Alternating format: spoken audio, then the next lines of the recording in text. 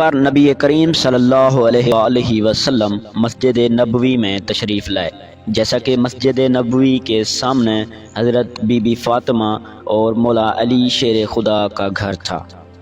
پیارے نبی صلی اللہ علیہ وآلہ وسلم مسجد نبوی میں تشریف فرما تھے کہ اچانک ان کے کانوں میں حسن و حسین کے رونے کی آواز پڑی، تو نبی اکرم صلی اللہ علیہ وآلہ وسلم بہت پریشان ہو گئے کہ حسن و حسین کیوں رو رہے ہیں۔ آپ صلی اللہ علیہ وآلہ وسلم وہاں سے اٹھے اور حضرت پاک بی بی فاطمہ کے گھر کے دروازے پر تشریف لائے اور دروازہ کھٹکا کر کہا کہ بیٹی دروازہ کھولو۔ اندر سے حضرت بی بی پاک فاطمہ کی آواز آئی کہ اے بابا جان، میں دروازہ کیسے کھولوں، کیونکہ میرے پاس ایک ہی چادر تھی، وہ پھٹ گئی ہے۔ میں پاؤں کو ڈھانپتی ہوں تو سر ننگا ہو جاتا ہے اور سر کو ڈھانپتی ہوں تو پاؤں ننگے ہو جاتے ہیں۔ بابا جان، میرے پاس اور چادر بھی نہیں جسے میں اوڑھ کر آپ کے سامنے آ سکوں۔ سرکار دو عالم صلی اللہ علیہ وآلہ وسلم نے جب یہ سنا تو انہوں نے اپنی چادر دیوار کے اوپر لٹکا دی اور حضرت فاطمہ نے اپنے بابا جان کی وہ چادر اوڑھ کر دروازہ کھولا اور نبی کریم صلی اللہ علیہ وآلہ وسلم گھر کے اندر تشریف لائے۔ نبی کریم صلی اللہ علیہ وآلہ وسلم نے جب اپنی بیٹی کی طرف دیکھا تو بہت پریشان ہو گئے، کیونکہ بی بی فاطمہ کی آنکھوں کا رنگ زرد ہو چکا تھا اور آپ بہت کمزور ہو چکی تھی۔ تو آپ صلی اللہ علیہ وآلہ وسلم نے اپنی بیٹی سے پوچھا، اے بیٹی فاطمہ، تجھے کیا ہو گیا ہے؟ تو حضرت بی بی فاطمہ کہنے لگی، اے بابا جان، آج مجھے معاف کر دینا، کیونکہ آج میں آپ کے استقبال کے لیے نہ آ سکی۔ بابا جان، آپ کی بیٹی کئی دنوں سے بھوکھی ہے اور بھوکھا ہونے کی وجہ سے اتنی کمزور ہو گئی ہے کہ چارپائی سے اٹھا بھی نہیں جا رہا۔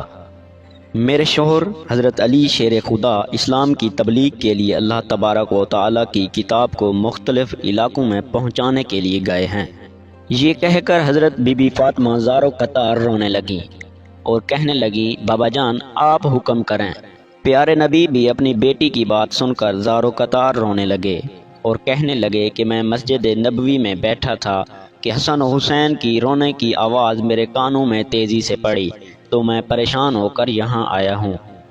حسن و حسین کیوں رو رہے ہیں؟ تو بی بی فاطمہ نے کہا، بابا جان روئیں نہیں تو اور کیا کریں، حسن و حسین 2 دن سے بھوکے ہیں۔ تو حضرت محمد مصطفیٰ صلی اللہ علیہ وآلہ وسلم نے اپنا مبارک ہاتھ اپنی بیٹی کے سر پر رکھا اور انہیں دلاسا دیا کہ اے بیٹی صبر کرو۔ آپ صلی اللہ علیہ وآلہ وسلم نے حسین کو اپنی گود میں لیا اور اپنی مبارک انگلی حسین علیہ السلام کے منہ میں دی، تو حسین اپنے نانا جان کی انگلی کو چوسنے لگے اور حسن کو اپنے کندھوں پر اٹھا لیا۔ حسن نے بھی خوب آرام کیا۔ اتنے میں مسجد نبوی سے اذان کی آواز آئی اور حضرت بی بی فاطمہ نے جائے نماز بچھائی اور نماز کے لیے مصلی پر کھڑی ہو گئی اور حضرت بی بی فاطمہ نماز پڑھتے پڑھتے گر گئیں۔ حضور اکرم صلی اللہ علیہ وآلہ وسلم نے جب یہ دیکھا تو دوڑے دوڑے اپنی بیٹی کے پاس آئے اور اپنی بیٹی کو اٹھایا اور پوچھا، اے فاطمہ بیٹی، تجھے کیا ہوا ہے؟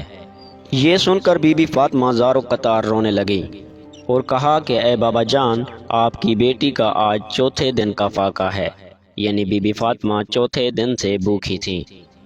آپ نے 4 دن سے کچھ بھی نہ کھایا تھا، حتیٰ کہ ایک کھجور کا دانہ بھی نہیں کھایا، اس لیے بابا جان کمزوری کی وجہ سے میں گر گئی ہوں۔ پیارے نبی صلی اللہ علیہ وآلہ وسلم نے جب دیکھا کہ بیٹی کے پیٹ پر 3 پتھر بندھے ہوئے ہیں، آپ صلی اللہ علیہ وآلہ وسلم نے پوچھا کہ بیٹی یہ پتھر کیوں باندھے ہوئے ہیں؟ تو بی بی پاک حضرت فاطمہ نے فرمایا کہ اے بابا جان، جب پہلے دن کھانے کے لیے کچھ نہ تھا تو میں نے اپنے پیٹ پر ایک پتھر باندھ لیا، اور جب دوسرے اور تیسرے دن بھی کچھ نہ تھا تو میں نے 2 پتھر اور باندھ لیے، اور بابا جان آج آپ کی بیٹی کا 4تھے دن کا فاقہ ہے، یعنی آپ کی بیٹی 4 دن سے بھوکی ہے۔ یہ کہہ کر بی بی فاطمہ زار و قطار رونے لگی۔ یہ سن کر آپ صلی اللہ علیہ وآلہ وسلم نے فرمایا، بیٹی اپنی جے نماز کا پلہ اٹھاؤ۔ بی بی پاک نے جب جے نماز کا پلہ اٹھایا تو دیکھا کہ سونے کا ڈھیر لگا ہوا ہے۔ آپ صلی اللہ علیہ وآلہ وسلم نے فرمایا، فاطمہ بیٹی، جتنا چاہو یہاں سے سونا اٹھا سکتی ہو، لیکن یاد رہے کہ قیامت کے دن تمہیں اس کا حساب دینا ہوگا۔ تو یہ سن کر بی بی فاطمہ نے سونے کو ہاتھ تک نہ لگایا اور بی بی فاطمہ نے جے نماز کا پلہ دوبارہ رکھ دیا اور فرمایا کہ بابا جان، مجھے یہ سونا نہیں چاہیے۔ یہ سن کر حضور پاک صلی اللہ علیہ وآلہ وسلم نے اپنی بیٹی کو گلے لگایا اور فرمایا کہ فاطمہ، تمہارا یہ صبر قیامت تک یاد رکھا جائے گا۔ آپ صلی اللہ علیہ وآلہ وسلم نے فرمایا کہ تمہارا شوہر حضرت علی اسلام کی تبلیغ کے لیے اللہ کی کتاب کو مختلف علاقوں میں پہنچانے کے لیے گیا ہے، اسی لیے نبی خاندان کے چولہے ٹھنڈے پڑ گئے ہیں، اور فرمایا کہ اے بیٹی صبر کرو، اللہ صبر کرنے والوں کے ساتھ ہوتا ہے۔ اس کے بعد نبی کریم صلی اللہ علیہ وآلہ وسلم نے اپنے پیٹ سے کپڑا ہٹایا تو بی بی نے دیکھا کہ آپ کے پیٹ پر 4 پتھر بندھے ہوئے ہیں۔ آپ فرمانے لگے، اے بیٹی، تمہارا 3 دن سے فاقہ ہے اور میرا 4 دن سے فاقہ ہے، اسی لیے میں نے اپنے پیٹ پر 4 پتھر باندھے ہوئے ہیں۔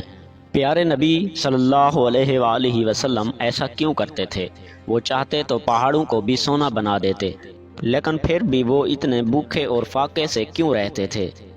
آپ ایسا اس لیے کرتے تھے کیونکہ آپ کی امت غریبی کی وجہ سے اپنے ایمان کا سودا نہ کرے اور ایسا نہ کہے کہ ہمارے نبی صلی اللہ علیہ وآلہ وسلم نے شان و شوکت سے زندگی گزاری تھی اور ہم غربت میں زندگی گزار رہے ہیں۔ پیارے نبی صلی اللہ علیہ وآلہ وسلم کے انگلی کے اشارے سے چاند 2 ٹکڑے ہو جاتا تھا۔